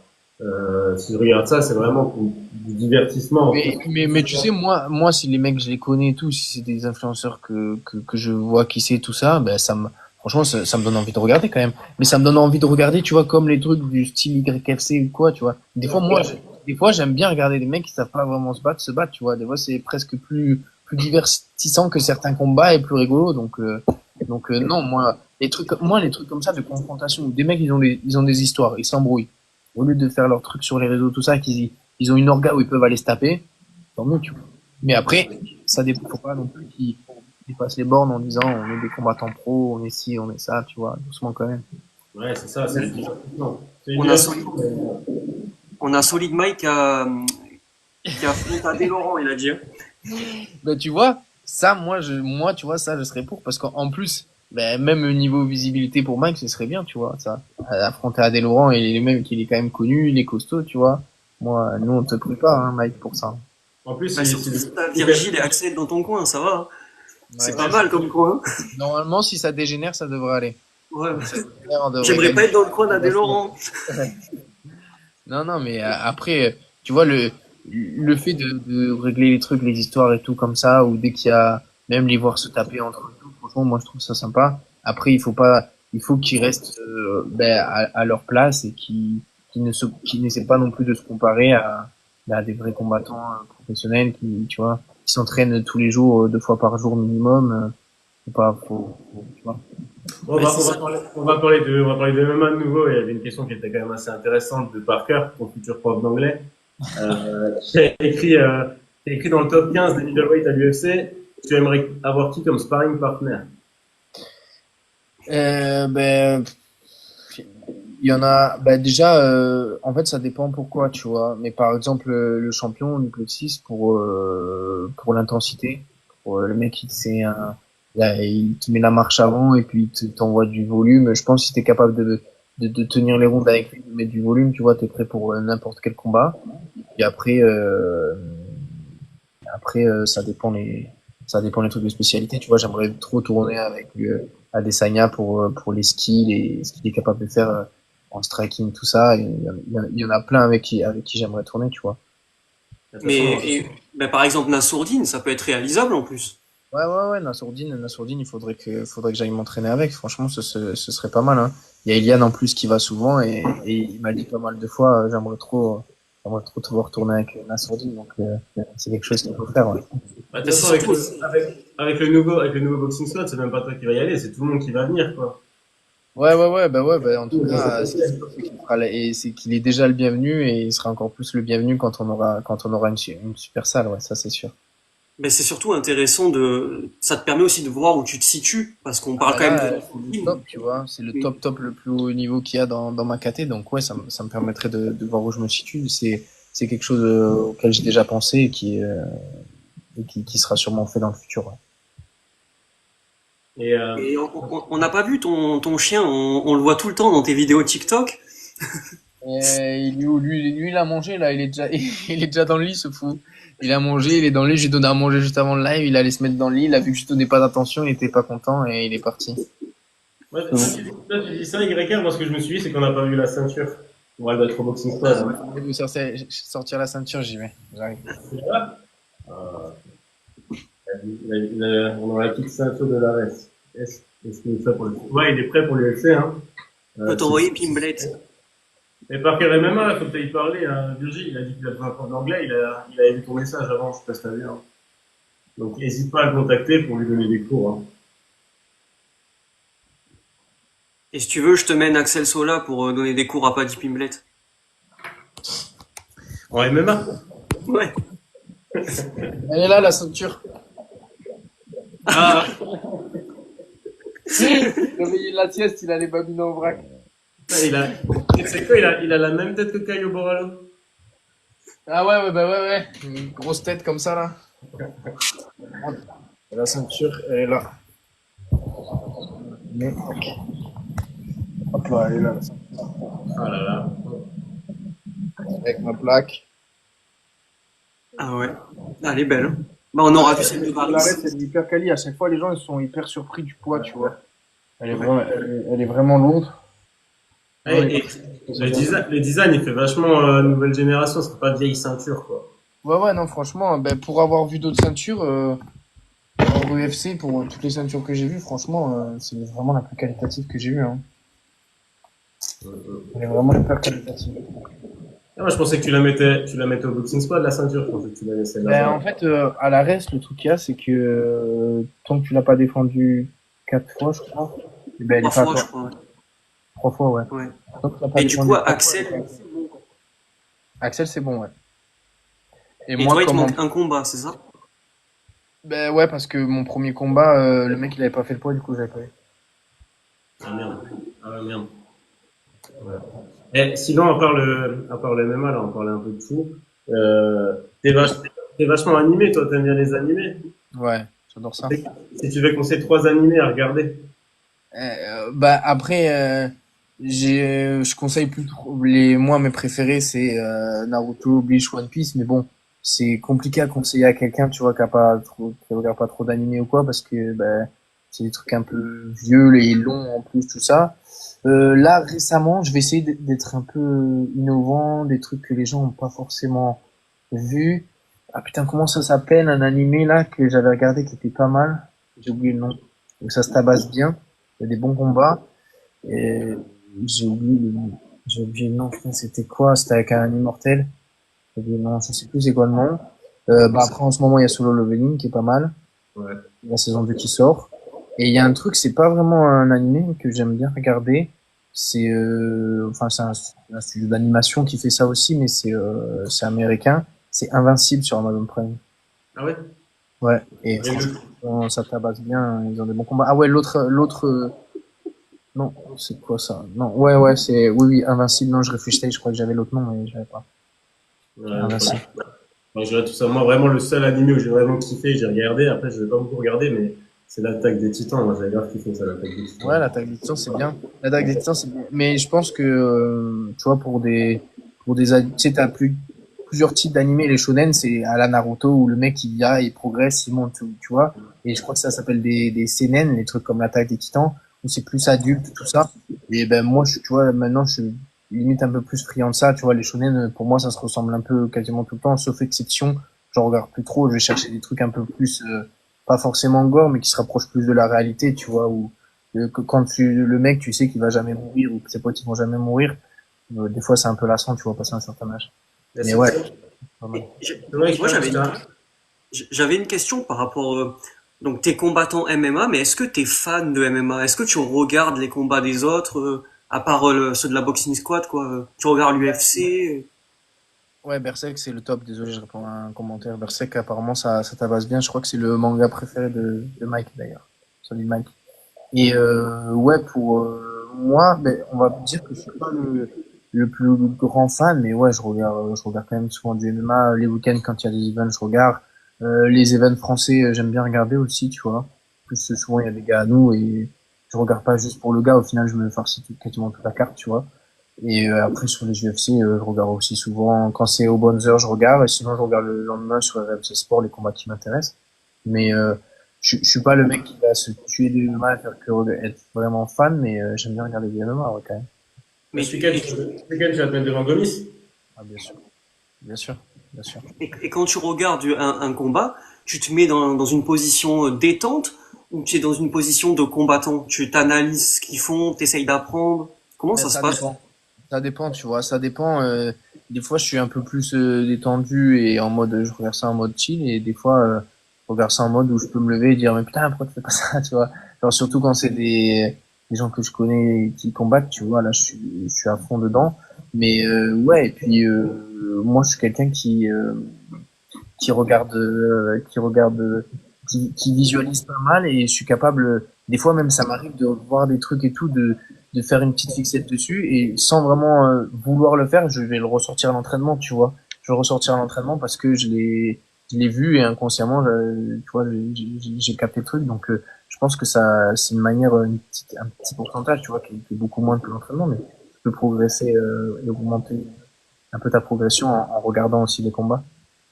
Ouais, parce que ce week-end, il y a Gomis, c'est aussi de la boxe, c'est aussi Gervonta Davis qui combat, je sais pas, sur les Ouais, réseaux ça, tu sociaux. vois, les trucs, les gros combats aussi, comme ça, quand c'est Gervonta, tout ça, j'essaie de regarder, je sais pas. Moi, je regardais beaucoup de MMA. J'avais un peu oublié la boxe. Là, je me suis remis, je regardais pas mal de boxe, là, notamment aussi, là, avec Better Bivol, que j'ai regardé l'autre fois. Et plus je regardais la boxe, je me dis, c'est quand même beau, hein. C'est quand même, c'est vraiment le noble art. Et, quand tu vois les mouvements c'est quand même beau aussi, la boxe, hein. Ben ouais, la boxe, moi aussi, franchement, je trouve que c'est beau à regarder et tout, mais après, je comprends les gens dans le sens où, le MMA, quand tu passes, le MMA, il se passe tellement de trucs, il peut tellement se passer des trucs fous dans un combat, et puis ça va quand même plus vite, tu vois. Pour les non pratiquants, tout ça, c'est normal que ce soit le MMA qui soit plus envie de regarder ça, tu vois. La boxe, c'est compliqué quand même à regarder, et puis ça dépend des combats. Des fois, là, quand t'as des combats de fou comme Bivol, tout ça, ouais, ça comme tout ça, mais il y a des combats où les mecs ils vont installer leur jab pendant 8 rounds. C'est moins agréable à regarder, tu vois. Quand tu vas regarder un combat de MMA, en général, le mec ne va pas installer c'est rare que le mec installe son jab pendant 3 fois 5 minutes, tu vois. Ouais, il y a des combats ennuyants, des fois. Mais moi aussi, Ah oui, le il y en a dernier aussi. Non. combat ennuyant que j'ai vu, c'était les poids lourds, là. Pavlovich, contre Rosenstruik, là, c'était à mourir, Ouais, c'était, ouais, des fois, ouais, t'en as des après, petits. t'as des gars de MMA aussi qui sont pas, je pense à Kron Gracie, ou qui t'ennuient facilement dans Kron Gracie. Ah ouais, oui, oui. Mais le truc, c'est qu'un combat de MMA, enfin, en général, ça passe quand même un peu plus vite, tu vois. Quand en anglais, s'ils font 10 rounds, putain, comment ça Euh, faire? Bon, ouais. Ouais, mais c'est bon pour moi, Fight, hein. poser toutes tes questions. Ouais, moi j'ai posé toutes mes questions, il y a rien qui me vient en tête là. Tu voulais pas le numéro d'Axel Sola? Ok, le numéro d'Axel Sola, c'est le, non.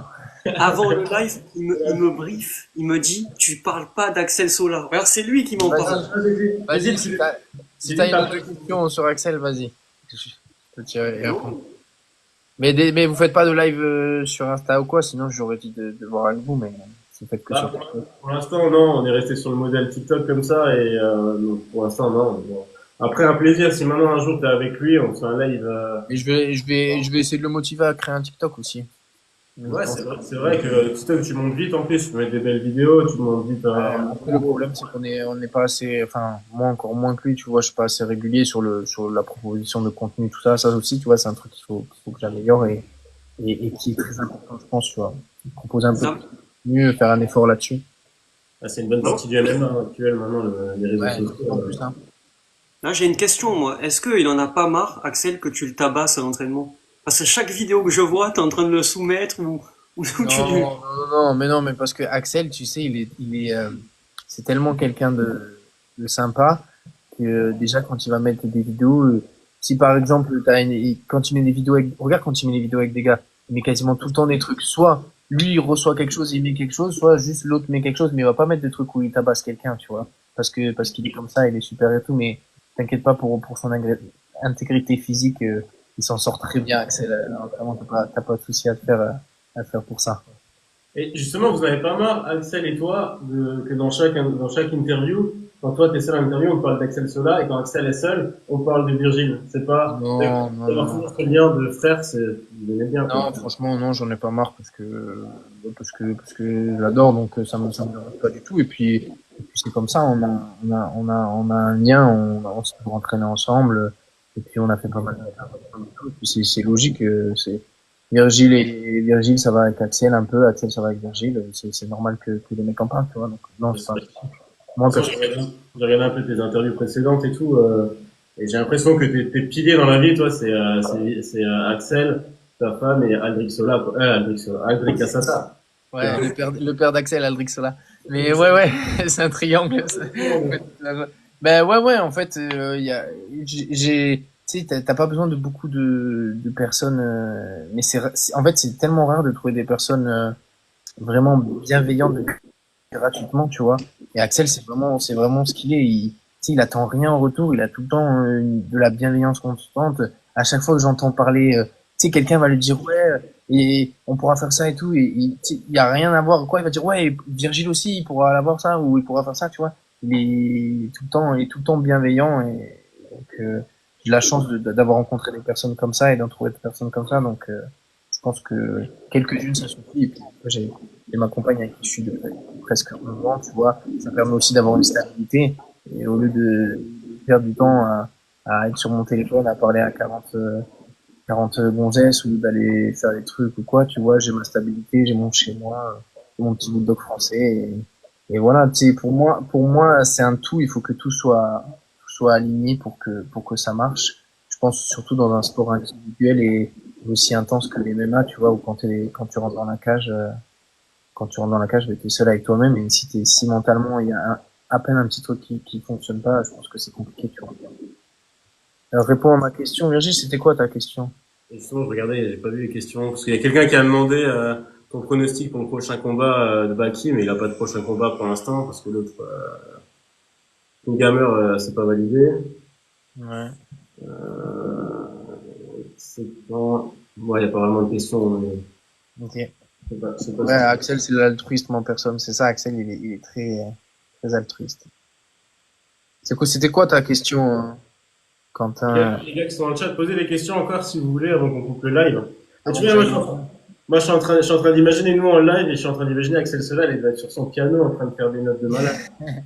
Ah, ce qui est sûr, c'est qu'il est en train de bosser sur quelque chose, là. Il est en train d'essayer de progresser sur quelque chose, ça, c'est sûr et certain. Ouais, c'est Je sais cool. pas sur quoi, mais il est en train de bosser sur un truc.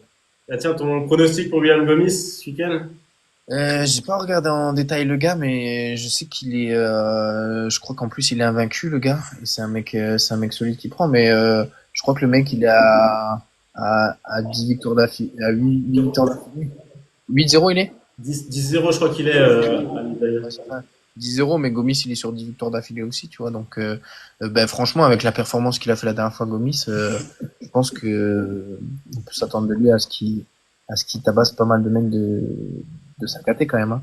Parce que franchement, la dernière fois, il m'a impressionné, hein. En fait, le truc, c'est il est compliqué à faire tomber, il est capable de mettre du volume du début à la fin, il cogne quand même assez fort, il est précis, c'est pas un cadeau, quoi.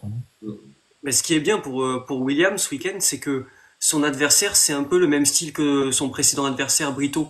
C'est des mecs très coriaces, qui avancent, qui frappent fort. Et c'est un style qui convient plutôt bien à William Gomis, je trouve. Ben, c'est ça, je pense que sur Gomis, faut pas se casser les dents dessus dans le sens où si tu essaies d'à tout prix mettre du volume et le dominer, il y a de grandes chances que tu ressortes pas gagnant de l'échange, tu vois. Donc ouais, c'est un mec compliqué, Gomis. Mais je crois que Gomis, ses deux dernières défaites, je crois que c'était contre Morgan Charrière et Saladin Parnasse, hein. Ouais, c'était en tout début de carrière en plus. C'est pour ça qu'il a 10 victoires d'affilée, tu vois. Ouais. Donc c'était en tout début de carrière et puis il a pas perdu contre des pannes non plus. Non, je pense que c'est un mec qui a de grosses qualités, Gomis. Je pense qu'à un moment il a été un peu sous-estimé et que la dernière fois il a fait fermer pas mal de bouches et qu'il va continuer à en faire fermer pas mal, je pense. Et tiens, une dernière question que j'ai en tête là. Si maintenant l'UFC ça tarde un petit peu, tu vois, c'est pas dans les 2 ans à venir. Est-ce que pendant ces 2 ans-là, tu resterais à l'ARES ou tu dirais, je sais pas, peut-être le PFL, peut-être le KSW, ou c'est vraiment ARES UFC? Ben, tu vois, avant c'était un truc où je répondais à la question directe par CRS, mais si la temporalité fait que c'est trop long, bah, au bout d'un moment faut faire des sous aussi, tu vois. Donc si c'est des sous qui me ferment pas la porte sur l'UFC, moi tout ce que je veux c'est que la porte pour l'UFC soit pas fermée, tu vois, et que je puisse que je veux faire tout ce qui est en mon possible pour aller plus loin dans mon rêve, qui est d'être le meilleur, tu vois. Et les meilleurs ils sont à l'UFC, donc faut juste que ce soit quelque chose qui entrave pas le fait de pouvoir aller à l'UFC et c'est tout. Parce que dans le même profil que toi, je pensais à Abdul, tu vois, qui était à l'ARES et qui aurait peut-être dû rester à l'ARES au final. il est allé au PFL et au final, on le voit plus trop, tu vois, avec cette communication du PFL, il est bloqué là-bas, il aurait pu faire des choses qui étaient mieux que ça, donc c'est pour ça que je pensais à ça, tu vois. Bah ouais, surtout qu'en plus, le dernier match-up qu'il a eu au PFL, c'est un mec qui était à l'arrêt savant. Donc, après, je pense que ça dépend les gars, et puis ça dépend lui. Je sais pas, on sait pas trop ce qui se passe en interne, niveau management, niveau lui, peut-être qu'il avait eu des blessures quoi. Je sais pas pourquoi il a pas pu s'enchaîner les combats que ça. Mais est-ce que c'est le PFL qui donnait pas de combat? Je sais pas du tout. Et ouais, la question de Quentin, c'était une très bonne question. Est-ce que Scar, il peut battre Solid Mike? Scar est très bien entraîné. Il a entraîné tous les jours sur des. En tout cas, il a très beau cardio pour un bulldog. Il fait pas mal de sprints et tout. Je pense que Solid Mike, il faut qu'il s'entraîne un peu plus avant de pouvoir défier Scar.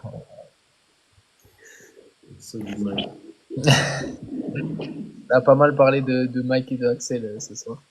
Celui de Mike, en ce moment, je le vois tout le temps là, avec son punching ball là, faire ses vidéos. Là. Ah ouais, bah là, il a arrêté un peu avec sa main, le pauvre là. Du coup, il s'est un peu lancé sur Twitch. Mais pareil, Mike, tu vois, c'est une super rencontre. C'est vraiment quelqu'un de bienveillant aussi. Il est top. On va l'avoir, je lui ai demandé l'autre fois à Solid si vous voulez faire une interview aussi, ça pourrait être intéressant, tu sais, pour. Ah ouais, parce que lui, maintenant, il commence à se connaître en MMA. Et tu sais, il est dans pas mal de trucs. Et puis il a fait des insides avec nous. Il a été dans le vestiaire, il a été dans le coin. Il a fait les pertes de poids, tout ça. Donc, même les prépas. Et franchement, il commence à s'y connaître un peu. Et puis après, il doit avoir une vision un peu différente d'un combattant parce que lui, il voit tout ça d'un œil extérieur, tu vois. Je pense que ça peut être intéressant aussi à voir. Non, mais c'est ça, en fait, quand on a lancé cette émission, on voulait toucher à tout ce qui tourne autour du MMA, tu vois, pas que les combattants, avoir aussi, je dis une bêtise, les nutritionnistes, les coachs, et c'est intéressant, par exemple, d'avoir Mike parce que il pourrait nous parler de l'alimentation dans le monde du MMA, ça peut être super intéressant, donc pourquoi pas. Mais ouais, c'est clair. En plus, c'est Mike, c'est un mec aussi qui se documente beaucoup et qui se pose beaucoup de questions et qui a des longues conversations aussi avec Axel sur la nutrition et tout. Donc, oui, je pense c'est intéressant sur pas mal d'aspects, ouais. Ouais, ça sera un des prochains invités là sur Fighter et après on a Prince Anoala aussi et Romain Debienne la semaine prochaine. Et Alain Landouzi aussi, Alain Landouzi. C'est depuis quand que vous avez lancé ce principe-là d'émission? Et tu sais quoi, ça fait pas longtemps. Ça fait 1 mois, ça fait. On a commencé avec Baris. La première émission, c'était avec Baris. Ok, top. Bah, c'était une idée d'YR Fight et il m'a dit viens on lance ça ensemble, on fait des petites interviews. Après j'ai dit moi je peux les enregistrer, les mettre sur YouTube après, donc c'est cool. Et ce qui est bien avec le MMA français, c'est que pour l'instant on est tombé que sur des personnes ultra sympas, ultra accessibles, tu vois. Même moi quand je voyais ton nom, je me suis dit putain je suis en train de l'arrêt, si jamais je pourrais le contacter, il va dire c'est qui lui, tu vois. Et au final on arrive à... Ouais, mais en plus, moi, ça m'intéresse sur TikTok, tu vois. Franchement, sur Insta, je sais pas si j'aurais dit oui tout ça, mais là, sur TikTok, pour moi, c'est un peu différent. Enfin, sur Insta, j'ai un peu plus de demandes et tout, mais là, TikTok, c'est un peu différent. Et puis, moi, je suis nouveau dessus, ça m'intéresse un peu Et tu devrais faire comme Azael Adjoul, ce qu'il fait, c'est que souvent il met des vidéos sur TikTok et il identifie plein de TikTokers MMA sous sa vidéo où il nous les envoie, tu vois, en privé. Et nous, on republie, du coup, il fait des vues, tu vois, et il augmente. Ok. Ah ouais, j'avais jamais pensé à faire ça, je savais même pas que ça se faisait, tu vois. Voilà, si t'as besoin, tu nous dis, nous, on peut reposter aussi, tu vois. Plus on reposte, plus ça ira dans les pourquoi des autres et ça fera des vues, tu vois, et tu vas un peu augmenter comme ça.